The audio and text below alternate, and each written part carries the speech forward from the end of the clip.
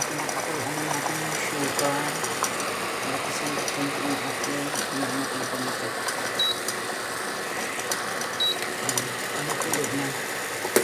Maganda kasi yung sugar, lulutuin natin para hindi malansa. Tsaka masarap ang juice, yung watermelon juice kapag nilagay ng sugar, ay niluluto mo. Mabango. Natutunan ko yung paggawa ng ganito. Nagtrabaho ako dati sa restaurant. Napakinabangan ko siya. Mabango. So, ano na, okay na po. Napakaluan na natin ng medyo matagal-tagal, pero patayin natin. Ayan. So, ngayon, ilalagay na natin sa ating ginawang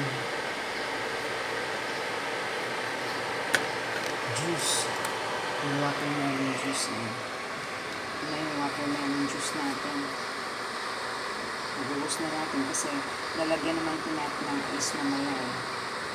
Ayan, magulos na natin. Tapos, haluin natin.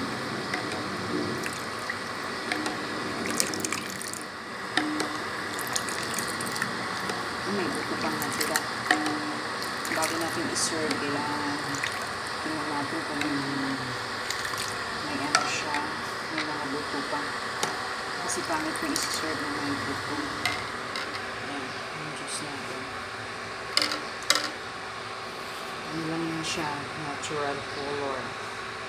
Huwag kayo maglalagay ng food coloring kasi hindi maganda sa katawan yung food coloring. Kaya ito yung ginagawa ko.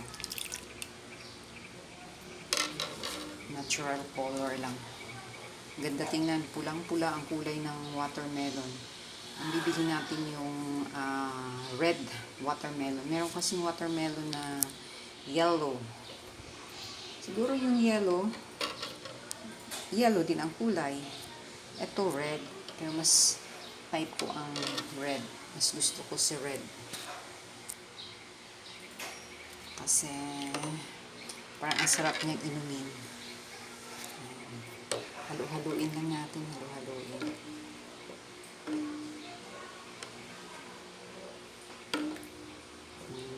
Okay na. Matamis na. So, pwede na natin i-serve. Lalagyan na natin siya ng ice. So, ililipat na natin siya doon sa